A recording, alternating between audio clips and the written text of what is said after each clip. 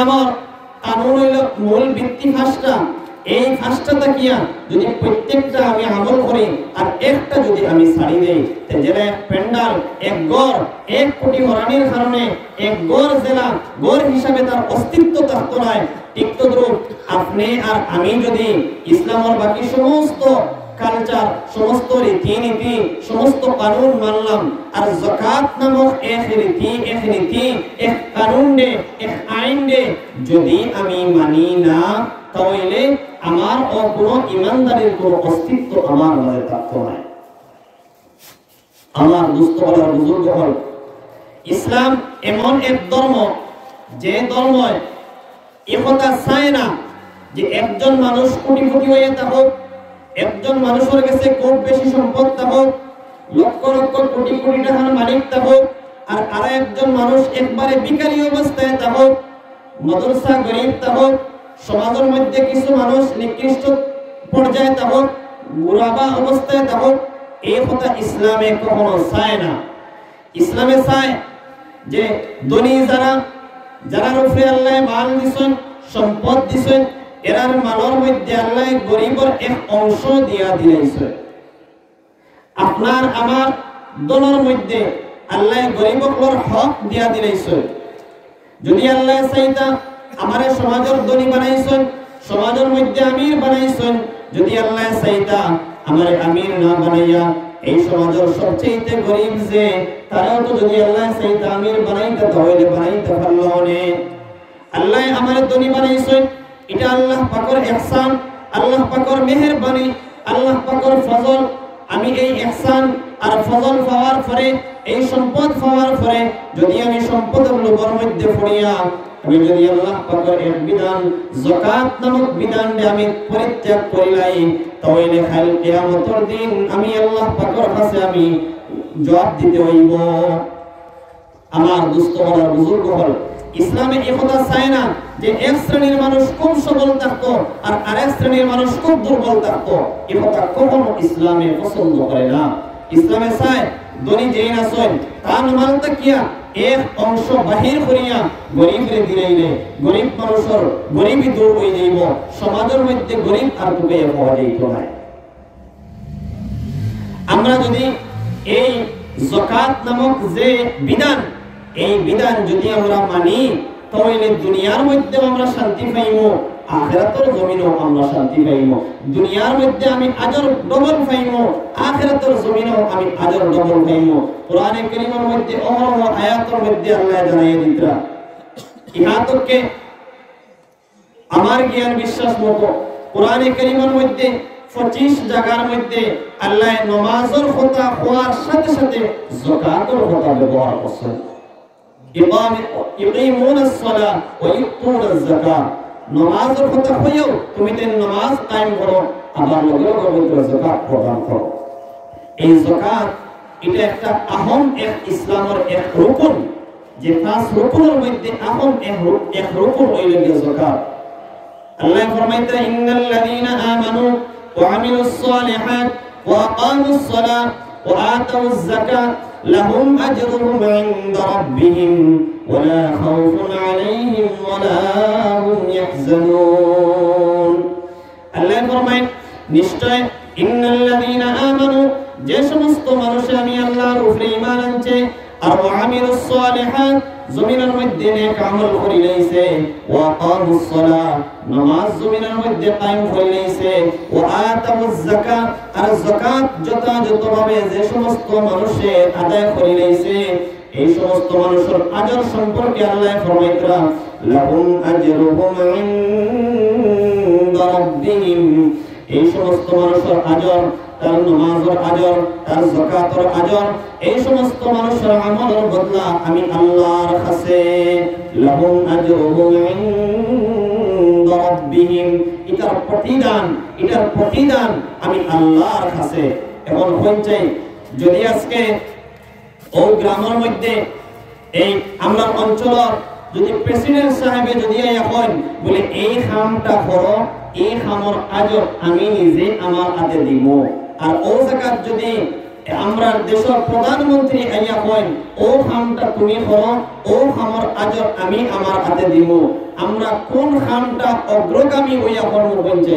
প্রেসিডেন্টের অর্ডার বেশি মানবো না প্রধানমন্ত্রীর অর্ডার বেশ মানবো? কোনটা বেশ মানবো? প্রধানমন্ত্রী। খেনে সারা দিলের মধ্যে ও কথা আছে এই মানুষ বড় আজিরা দিতে তাইন জেলা বড়, ও বড় হিসাবে তাই আজিরাটাও দিবা। আমার প্রধানমন্ত্রী যদি আমার গ্রামের প্রেসিডেন্টকে যদি 1000 টাকা এই খামর উজরত হিসাবে দেন, তে প্রধানমন্ত্রী দিলে অন্তত পক্ষে এই জায়গা তো আরো 1000 বাড়াইয়া দিবা। এই কথা আমরা সারাই মানবো। যে জায়গা আল্লাহ কইলাইতরা খুদ আল্লাহ কইলাইতরা লাহুম আজরুহুম ইনদা রাব্বিহিম, তুমি তে নামাজ কায়েম করিলাও আর যাকাত প্রদান করিলাও, তোমার তার এই আমলের আজর আমি আল্লাহর কাছে। এখন কোন চাই যাকাত যদি আমরা যথাযথভাবে দিলাই তে আল্লাহ এই আজরটা কম দিবা না বেশ দিবা? নিশ্চয় বেশ দিবা। এরপরে আল্লাহ ফরমাইতরা ওয়ালা খাউফুন আলাইহিম ওয়ালা হুম ইয়াহজানুন, যে সমস্ত মানুষে নামাজ কায়েম করার পরে যাকাত প্রদান করিলেইবা এই সমস্ত মানুষের দুনিয়াত কোনো ডর নাই, দুনিয়াত কোনো ভয় নাই, কোনো চিন্তাও নাই। এই সমস্ত মানুষ যারা ইসলামের সমস্ত আইন আর কানুন মানিলেইবা মানতা নাই, কিছু মানবা কিছু মানতা নাই, এরা জমিনের মধ্যে লাঞ্ছিত বঞ্চিত হইবা, এরা জমিনের মধ্যে পদদলিত হইবা, এরা জমিনের মধ্যে অবহেলিত হইবা। আজকে আমরা অবহেলিত অবস্থায় আছি। আজকে আমরা দিলের মধ্যে আতঙ্ক আছে, আমরা দিলের মধ্যে ভয় আছে, আমরা দিলের মধ্যে ডর আছে। আজকে যদি জমিনের মধ্যে আজকের যুগে সবচাইতে আতঙ্কওয়ালা যদি কোনো জাতি হইয়া থাকে, সবচাইতে ডরের মধ্যে যদি কোনো জাতি হইয়া থাকে, এই জাতি মুসলমান। কেন মুসলমানের সবসময় ডর আছে, সবসময় ডর আছে, খাইতেও ডর আছে, ঘুমাইতেও ডর আছে, চলাফেরা করতেও ডর আছে, সবসময় মুসলমানের ডর আছে। কিন্তু আল্লাহর ওয়াদা কিনা তুমি দেন যাকাত প্রদান করিলাও, ইসলামের সমস্ত আইন আর কানুন তুমি দেন মানিলাও, লা খাউফুন আলাইহিম ওয়ালা হুম ইয়াহজানুন, তোমার তার কোনো ডর নাই, তোমার তার কোনো চিন্তাও নাই। এবং আল্লাহর আয়াতের দিকে আর আমরা আয়াতের দিকে, আল্লাহর আয়াতের লগে আমরার আমল আমরা ফিট করিলাই দেখো আমরা হুবহু ওরকম হয়ে যাব, আমরার কোনো ডর থাকতো না, আমরার কোনো চিন্তা থাকতো না। আমার দোস্ত বলার বুজুর্গ বল, এবং এক বিধান আহম এক বিধান হইল যাকাত। যাকাত দিলে ফজিলত মুখ পাইলাম, আজর আল্লাহ দিবা। যাকাত দিলে ফজিলত মুখ পাইলাম, এই আমার কোনো ডর থাকতো না, আমার কোনো ভয় থাকতো না। এবং যদি আমি যাকাত দেই না তার ভয়াবহতা কিটা? আল্লাহ কোরআনে কারীমের মধ্যে ফরমাইতরা ইয়াউমা ইউহমা আলাইহা في نار جهنم فتكوى بها جباههم وجنوبهم وظهورهم هذا ما كنزتم لأنفسكم فذوقوا ما كنتم تكنزون। আমার আল্লাহ জানাই দিলেন যে সমস্ত মানুষে ইয়াউমা ইউহমা আলাইহা ফি নারি জাহান্নাম, যে সমস্ত মানুষে জমিনের মধ্যে যাকাত প্রদান করতো না, যাকাত দিত না, মাল জমা করে রাখবো, সোনা জমা করে রাখবো, রূপা জমা করে রাখবো, এই সমস্ত মানুষ ব্যাপারে আল্লাহ ফরমাইতরা কাল কিয়ামতের দিন তার সমস্ত সম্পদ আল্লাহ জাহান্নামের আগুনের মধ্যে গরম করবা। জাহান্নামের আগুনের মধ্যে গরম হইয়া এই সমস্ত মাল তার কপালের মধ্যে ফাতুকুয়া বিহা জিবাহুম, তার কপালের মধ্যে আল্লাহ দাগ দিবা, ও জুনুবুহুম, তার দুই সাইডের মধ্যে আল্লাহ দাগ দিবা, ও যুহুরুহুম, তার পিঠের মধ্যে আল্লাহ দাগ দিবা।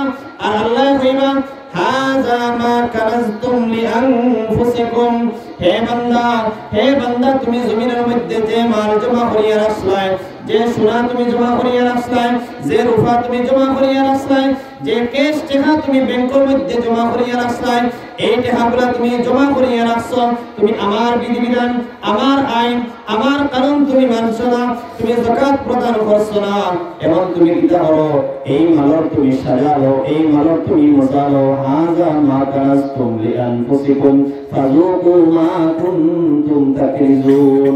এই সমস্ত এই মাল সম্পদ অর্থাৎ তুমি জাহান্নামের আগুনে গরম করিয়া আপনার আমার কপালের মধ্যে সাইটের মধ্যে ফিটির মধ্যে লাগাইয়া দেওয়া হইব আর হইবা তুমি ওটা মজা লও। ওইটাই আমরা পক্ষে এই সমস্ত জাহান্নামের আগুন দিয়ে গরম করা কোন বস্তু আমরা শরীরটা ছড়াইতাম পারবনি? জি পারবনি আমরা? জি না, পারতাম না। কেন দুনিয়ার আগুন দিয়া গরম করা কোন বস্তু আপনি আর আমি সহ্য করতাম পারি না। ইহা তোকে ক্যান্ডেলের একটা ফুটাও আমার হাতের মধ্যে পড়াতে ওটাও আমি সহ্য করতে পারি না। আর যে জায়গা দুনিয়ার আগুন থেকে 70 গুণ বাড়িয়ে জাহান্নামের আগুনের তেজ, জাহান্নামের আগুনের গরমি, ও জায়গা আল্লাহ ফরমাইতরা কাল কিয়ামতের দিন এই আয়াতের সারাংশ বা এই আয়াতের মতলব হইল গিয়া আমার সামনে দিয়ে ডাক দেওয়া, দুই সাইডে দিয়ে ডাক দেওয়া, পিছে দিয়ে ডাক দেওয়া, ময়দানে মাহশরের মধ্যে লক্ষ কোটি কোটি কোটি কোটি মানুষ, আরব ডলার মানুষ থাকবা, সমস্ত মানুষে আমারে দেখিয়ে চিন পাইব আমি জমিনের মধ্যে যাকাত দিছিলাম না, আমি জমিনের মধ্যে যাকাত না দেওয়ার কারণে আজকে আমার এই অবস্থা। আমার সামনে তাকিয়ে যে মানুষে দেখবো এই মানুষেও দেখবো আমার কপালের মধ্যে দাগ দেওয়া, ডাইন সাইড থেকে যে মানুষে দেখবো এও দেখবো আমার ডাইন সাইডের মধ্যে দাগ আছে, বাম সাইড থেকে যে মানুষে দেখবো এও দেখবো বাম সাইডের মধ্যে দাগ আছে, পিছ সাইড থেকে যে মানুষে দেখবো এও দেখবো আমার পিছন সাইডে দাগ আছে। বলে কি ওর দাগ? বলে এটা হইল গিয়ে এই মানুষের জমিনের মধ্যে যাকাত না দেওয়ার কারণে তার শাস্তি। আমার দোস্ত বলার বুজুর্গ হল এই হইল গিয়া যাকাত না দেওয়ার অবস্থা। অন্য হাদিসের মধ্যে নবী ফরমাইতরা কাল কিয়ামতের দিন আপনার আমার সমস্ত মাল আপনার আমারে আনিয়ে দেওয়া হইব আর কইবা ও নেও ওটা তোমার খনি, ওটা তোমার সোনা, ওটা তোমার রূপা, ও নেও তুমি ওটা। আর আল্লাহ তাবারক ওয়া তাআলা কোরআনে কারীমের মধ্যে আয়াতের মধ্যে ফরমাইতরা সমস্ত মালনে আপনার আমার গলার মধ্যে ঝুলাইয়া দেওয়া হইব, গলার মধ্যে সমস্ত মাল ঝুলাইয়া দেওয়া হইব। তখন আপনার আমার অবস্থা কি হইব? আপনি আমি তো হাসর ময়দানে মাহশর হাঁটিয়ে যাইতাম পারতাম না, এই অবস্থায় ওর অবস্থা হইব। ইহা থেকে এক হাদিস শরীফের মধ্যে নবীজি ফরমাইতরা উমিরনা বিইকামিস সালাহ ওয়া ইতাইজ যাকাত, শেখ সাহাবী ফরমাইতরা আমরা এই নবীজি আদেশ দিলা তুমি তাই নামাজ কায়েম করো আর যাকাত আদায় করো। এরপরে নবীজি ফরমাইতরা যে মানুষের উপরে যাকাত ফরজ এই মানুষে যদি যাকাত আদায় করে না তাহলে ফরমাইতরা লা সালাত লাহু, এই মানুষের নামাজ আদায় হইছে না। এখন আপনি আর আমি যাকাত আমার উপরে ফরজ, যাকাত না আদায় করিয়া মসজিদ আইয়া সফে আউয়ালের মধ্যে খুব নামাজ আদায় করিয়া খুব খানকাত যাইয়া খুব তবলীগের মধ্যে যাইয়া আরো বড় যেটা দিনের খাম আছে সেটা খুব বেশি বেশি করিয়া আর এদিকে আমি যাকাত দিয়া না, নবীজির কথা অনুযায়ী আমার নামাজ আল্লাহর কাছে কবুল হবে না। আমার দোস্ত বলার বুজুর্গ হল এই যাকাত আমরা যথাযথভাবে আমরা আদায় করাও লাগবো। যদি যাকাত আদায় করি না তাহলে এক হাদিসের মধ্যে ফরমাইতরা এই যাকাত না দেওয়ার কারণে মানুষের পেট ওলা মুঠা হইব, যে পেটটা মানুষে হে বইয়া লইয়া যাওয়া সম্ভব হইতো না, তার পক্ষে ওলা মুঠা হইব। আর আমরা তো আমভাবে জানি আমরা সোনা রূপা এটা ইত্যাদি যে সমস্ত বস্তু আছে এটা সব সাফ হইয়া হাদিস শরীফের মধ্যে আছে সাফ হইয়া আপনার আমার কবরের মধ্যে আইব আর এগুলিতে আমার এক খামড় দিব আর আমার কথা ইয়াদ ভরাইয়া দিব। কথা লাগি আমরা যাকাত আমরা যথাযথভাবে আদায় করা লাগবে। এখন যাকাত খানার উপরে যাকাত ফরজ, সে যাকাত দিতাম সাহেবে নিসাব হারা। এখন এবং মাসআলার মাল আর এটা মাল সাধারণত যদি সুর দিয়া আর কান দিয়া খাওয়া হয় তে আপনারাও বুঝতে না খাওয়া বেকার যাইব, ওনাও বেকার যাইব। ওটা লাগে এটা মাল গোফল্লা মান হইতো যারা উস্তাদের দর্শক তারা যারা ছাত্ররে যারা পড়ায় ওরকম কইলে আপনারাও তোরা বুঝতে পারবা। আর ফোনেওয়ালা বুঝবেইবা বলে না এক কথায় এখন বলছিলাম হয়তো যদি মানুষের কোনোদিন আমল করেন তো ওখান মানুষের ফায়দার মধ্যে আইব। যাকাত খারার উপরে ফল বলে সাহেবে নিসাব যারা এরা উপরে যাকাত ফরজ। এবং সাহেবের নিসাব হারাম। বলে সাহেবের নিসাব হইলে গিয়া যে সমস্ত মানুষ 7.5 তোলা সোনার মালিক, আর যে সমস্ত মানুষ 52.5 তোলা রূপার মালিক, ও সমস্ত মানুষের উপরে যাকাত ফরজ। যাকাত আয় কোন বস্তুর উপরে? বলে সাধারণত যাকাত আয় 4 বস্তুর উপরে। 1 নম্বর সোনা, 2 নম্বর রূপা, 3 নম্বর তিজারতের মাল, ব্যবসার মাল, 4 নম্বর ক্যাশ টাকা। এই 4টার উপরে যাকাত আয়। এই যাকাত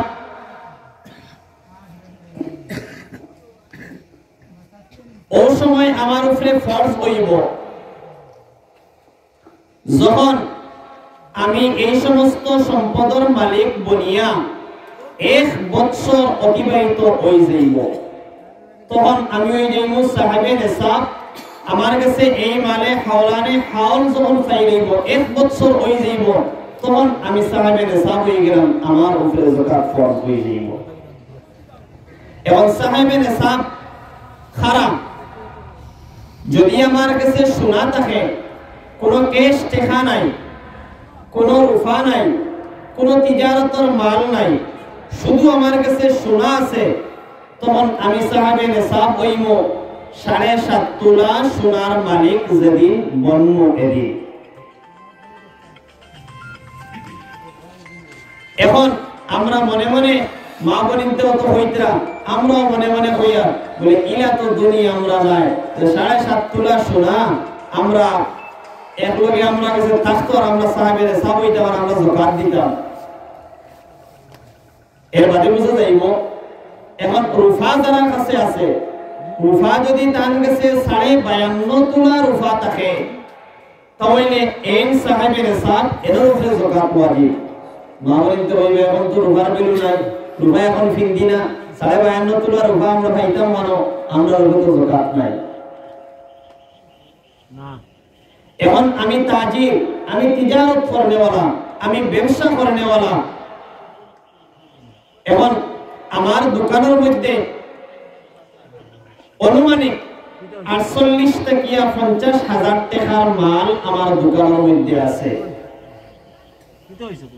আর আমার 1 বছর ফুরি গেছে আমার ঋণ বাদে, এরপরেও আমার দোকানের মধ্যে দেখা যায় এখনো আমার মাল 48 থেকে 50,000 টাকা কমপক্ষে ও ওম টাকার মাল আমার দোকানের মধ্যে আছে। আমি যাকাতের মুস্তাহিক, যাকাত দিতাম, আমি সাহেবে নিসাব। এরপরে আমরা যারা টাকা জমা করিয়া রাখি, এখন টাকা জমা করে নেওয়ালা যারা, আমি যদি ওরকম 48 থেকে 50,000 টাকা জমা করিয়া রাখলাম, আর এই টাকাটা 1 বছর গেল গিয়া আমার কাছে জমা থাকা অবস্থায়, আমি সাহেবে নিসাব, আমার উপরে যাকাত ওয়াজিব। এখন কোন দিন থেকে যাকাত তোর হিসাব ধার্য করা হইত? আমরা সাধারণত মনে করি রমজান মাস যাকাত দেওয়ার মাস, বা কেউ মনে করি শাবান মাস যাকাত দেওয়ার মাস। ওরা বিভিন্ন কেউ যার ব্যক্তিগত ভাবে কোন একটা দিন ধার্য করিয়া মনে করিয়া ও মাস মনে হয় যাকাত দেওয়ার মাস। না, এটা বিলকুল না।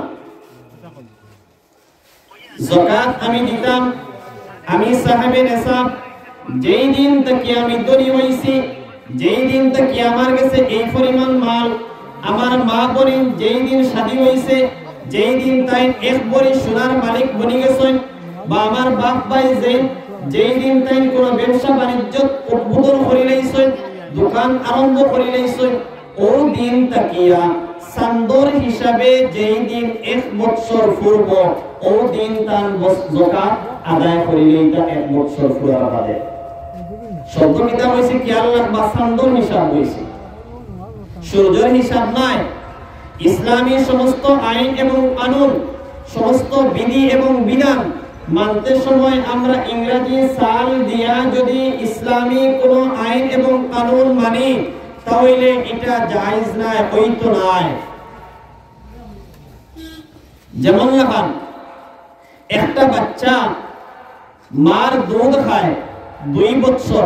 সাধারণত আমরা প্রত্যেকে জানি ছোট একটা বাচ্চায় মার দুধ খায় 2 বছর। এই 2 বছর যদি আমি জানুয়ারি টু জানুয়ারি করিয়া 2 বছর ফুরাই, তাহলে দেখা যাইব এই বাচ্চায় 11 দুগুণা 22 দিন মার দুধ হারাম খাইছে। ইমাম আবু হানিফার মাযহাব 2 বছর দুধ খাইতো বাচ্চায়, 2 বছর থেকে বেশ খাইতো না। এখন যদি এই বাচ্চায় জানুয়ারি টু জানুয়ারি হিসাব করিয়া ইংরেজি যে কোনো এক তারিখ যেদিন বাচ্চা জন্ম হয়েছে ওই দিন করে ইংরেজি তারিখ হিসাব করিয়া যদি 2 বছর আপনি বাচ্চারে দুধ খাওয়াইন, তাহলে আপনার বাচ্চারে 1 বছর দুধ খাওয়ানোর বাদে আপনি 11 দিন ফাজিল খাওয়াইছেন। 2 বছর দুধ খাওয়ানোর বাদে আপনি 22 দিন ফাজিল খাওয়াইছেন। আর এই 22 দিন কোন দুধ বাচ্চায় হারাম খাইছে। এই দুধ খাওয়ার দায়ী, খাওয়ানোর দায়ী আপনি মা, আপনি বাবা। খালি কিয়ামতের দিন হিসাব দেওয়া লাগবে। এখানে বলে ইংরেজি বছর হয় 365 দিনে 1 বছর, আর আরবি বছর হয় 354 দিনে 1 বছর। 11 দিন কম বেশ, 11 দিন কমে আরবি বছর গিয়া পুরে, আর 11 দিন বেশ হওয়ার পরে ইংরেজি বছর গিয়া পুরে। আমরা ইসলামের আইন কানুন সমস্ত বিধিবিধান আমরা সান্দর হিসাবে আমরা পালন করতাম। ইহা তককে আমার বাচ্চা বুলুগিয়ত পৌঁছের কিনা, আমার ছেলে আমার মেয়ে বুলুগিয়তের মধ্যে পৌঁছের কিনা, এটা দায়িত্ব আমি মার, এটা দায়িত্ব আমি বাবার। যদি কোনো মেয়ে সন্তান 9 তাকিয়া শুরু হয়ে যায়, তারা বুলুগিয়তের মধ্যে পৌঁছে যায়। যদি 15 বছরের আগে 9 বছর তাকিয়া 15 বছরের ভিতরে কোন মেয়ে সন্তানের ইলা কোন আলামত পাওয়া যায়, যে আলামত দ্বারা বোঝা যায় এই মেয়েটা বুলুগিয়তের মধ্যে পৌঁছে গেছে, তাহলে তো এই মেয়ে শরীয়তের মুকাল্লাফ বনে গেছে। শরীয়তের সমস্ত বিধিবিধান, সমস্ত আইন আর কানুন এই মেয়ের লাগিয়া পালন করা ফরজ। আর একটা ছেলে সন্তান 12 তাকিয়া 15 বছরের ভিতরে বুলুগিয়তের মধ্যে পৌঁছে যেতে পারে। যদি 12 তাকিয়া 15 বছরের ভিতরে তার মধ্যে ইলা কোনো আলামত দেখা যায়, যে আলামতের দ্বারা বোঝা যায় হে বুলুগ হয়ে গেছে, তাহলে তার উপরে ইসলামী সমস্ত আইন এবং কানুন মানিয়া পালন করা তার উপরে ফরজ। এটা তারে বুঝাইয়া দেওয়া লাগবে আমি মা এবং আমি বাবা। ওরকম একটা বাচ্চা যদি 15 বছরের ভিতরে ইলা কোনো আলামত দেখা যায় না, তাহলে ছেলে হোক মেয়ে হোক 15 বছর পুরার সাথে সাথে এই বাচ্চা শরীয়তের মুকাল্লাফ বনে যায়। এই বাচ্চা এখন নামাজ ছাড়িতে পারতো না, এই বাচ্চা রোজা ছাড়িতে পারতো না। যদি হে সাহেবে নিসাব হইতে হে তার মালের যাকাত দেওয়া লাগবো, যদি তার উপরে হজ ফরজ হইতে হে হজও করা লাগবো। সমস্ত আইন এবং কানুন তার উপরে অটোমেটিক আই যাইব।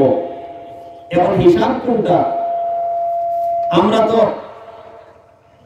আমি আমার কথা হইয়া, আপনারা কথা হইয়া, আমি আমার কথা হইয়া, আমিও তো হইতে পারতাম না আরবি কোন তারিখে আমার জন্ম হয়েছে। কারণ এই সময় তো আমার বোঝ আসলো না, আমার মা বাবারও এই বোঝ আসলো না।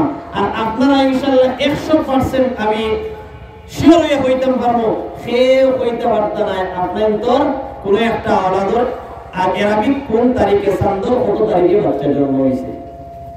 কিন্তু আমরা তো ইংরেজি তারিখে খুব ভালো করে ফলো করি, সারাই জানি। আবার প্রত্যেক বছর আওয়ার পরে আমরা কিতা করি? দিবস পালন করি না নি? আমরা জন্ম দিবস পালন করি না নি? আমরা যে সারাই আমার দিবস পালন করিয়া কোন দিন রে? ইংরেজি তারিখে ধার্য করিয়া। কিন্তু আমার বাচ্চা 15 বছর গিয়া পৌঁছিছে, হয়তো আমি ইংরেজি তারিখ হিসাব করিয়া 15 বছরে 15-11 কতদিন যে আগে বুলুগিয়ত পৌঁছিছে, তার বয়স পুরো হয়েছে, শরীয়তের মুকাল্লাফ বনছে। এটা আমি মা আমি বাবা খবর লইছিলাম নি? আমি তো খবর লইছি না। কাল কিয়ামতের দিন যদি আমারে আল্লাহ প্রশ্ন হয়, আমার যদি এই বাচ্চা যদি প্রশ্ন করে, তা আমি মা এবং বাবা কি জবাব দিব? ওটার লাগিয়া আমরা যাকাত দিতে সময়, আমি যাকাতের মাতো আসলাম, যাকাত দিতে সময় আমরা যেই দিন তাকিয়া ব্যবসা শুরু করলাম ও দিন তাকিয়া যেদিন 1 বছর ফুরি যাইব আর আমার কাছে এই পরিমাণ মাল তাকি যাইব, আমি সাহেবে নিসাব আমি যাকাত দিতাম। আমার মা বোন তো সহজ রাস্তা হইল। সাধারণত বিয়ার সময় তো মা বোনতে অলংকার পায় বলে যেই দিন আমার শাদী হইছে ও দিন তাকিয়া ওই দিন সন্দর কত তারিখ ওখানে ইয়াদ রাখা লাগবো, আর ও সন্দর তারিখ ওটা ইয়াদ রাখিয়া বছর ফুরার পরে যাকাত দেওয়া লাগবো। আমি ইনশাআল্লাহ আমার শাদীর ডেট অ্যারাবিক ডেট যেটা এটা আমি একবারে কম্পিউটার টাইপ করাইয়া নিয়ে গড় নিয়ে রাখছি, যাতে কোনোদিন আমিও ফাউরি না আর কেউ গড় ফাউরিল না। বছর ঘুরার বাদে তো যাকাত দেওয়া লাগবো। কথা লাগিয়া এটা আমরা অ্যারাবিক ডেটে ফলো করিয়া আমরা যাকাত দিতাম। যদি আমরা সম্ভব হয় না বলে কোন দিন ব্যবসা শুরু করলাম কোন দিন ধনী হইছি এটা তো এখন জানি না, ফাউরি হইছি, এখন আমি অ্যারাবিক করে একটা ডেটে আমি সামনে রাখি। সাধারণত আমরা দেই কিতার লাগি রমজান বা শাবান, বলে রমজান ও শাবান দিলে তো যেমন কিছু দিন আছে উল্লেখযোগ্য দিন, এই দিন ফাউরি না। বলে শবে বরাতের দিন যদি আমি আমার মাল হিসাব করি লাই তে আমি ফাউরিতাম না। আমার ইয়াদ তার গত বছর আমি শবে বরাতের দিন আমার মাল হিসাব করছি, বা প্রথম রমজানের দিন আমি হিসাব করছি, বা 10 রমজানের দিন আমি হিসাব করছি। ওরা উল্লেখযোগ্য একটা দিন রে দায়িত্ব করিয়া আমি বছর ফুরার বাদে আমার মাল হিসাব করিয়া আমি যাকাত দিতাম। এখন মাল হিসাব করিয়া কতটুকু যাকাত দিতাম? বলে মাত্র 40 ভাগের 1 ভাগ 25% শতকরা। আমি যাকাত আস্তা বছরের সম্পত্তি হিসাব করিয়া দেখছি বছর ফুরার বাদে আমি 50,000 টাকার মালিক, 1 লাখ টাকার মালিক। 1 লাখ টাকার মালিক কইলে মাত্র আমার উপরে 2,500 টাকা যাকাত দেওয়া লাগবে।